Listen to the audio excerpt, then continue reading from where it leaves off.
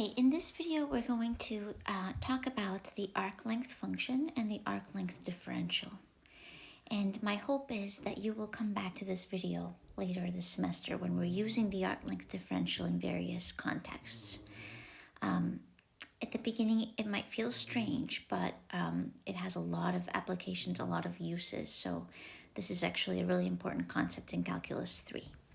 So let's suppose that a smooth curve is parametrized by r of t, given by f of t, g of t, h of t for some t greater than or equal to a.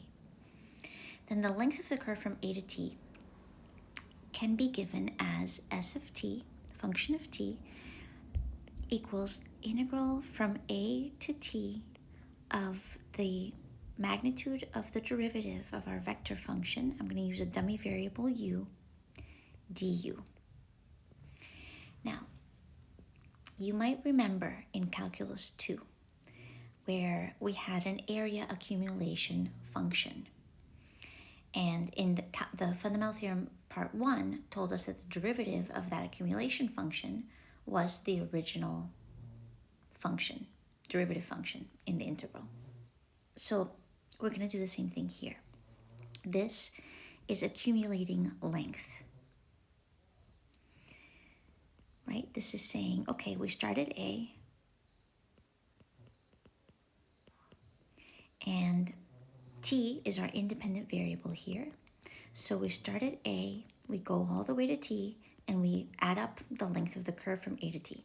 Then we move t a little bit more, and add up a little bit more length. Move t a little bit more, add up a little bit more length. That's what this is doing. It's accumulating length. So by the fundamental theorem of calculus part 1, when we take the derivative of this accumulation function, we will get, so we'll look at what is ds with respect to t.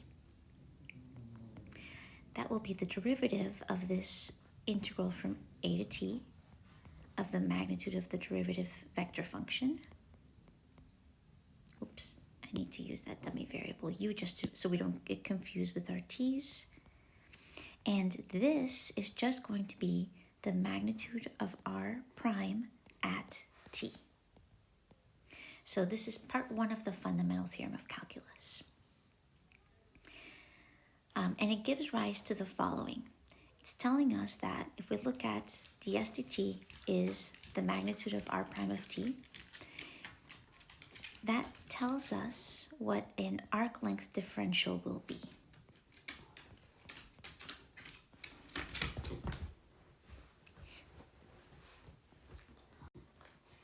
Here, if I solve for ds, I'm going to multiply both sides by this infinitesimal quantity dt, or the differential of t, and write ds as the magnitude of r prime of t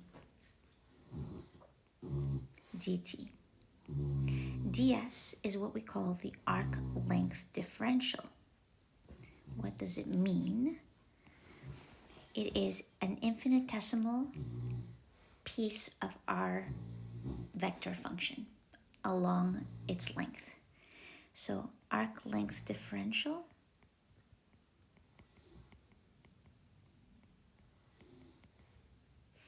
if we have our curve that looks like this, we've split it up into little pieces. The little ds is a little tiny infinitesimal, you can't even see it, length of curve. And this little infinitesimal length of curve by the fundamental theorem of calculus is equal to the magnitude of the derivative function times dt. So this is very important. Right now, maybe it doesn't mean a lot. We're going to use it to parameterize curves by arc length. And in the next video, I'm going to tell you a little bit of what our implication is when the magnitude of the derivative function is equal to 1. What happens then? So arc length differential is magnitude of r prime of t times dt. And it represents a very infinitesimal piece of our curve.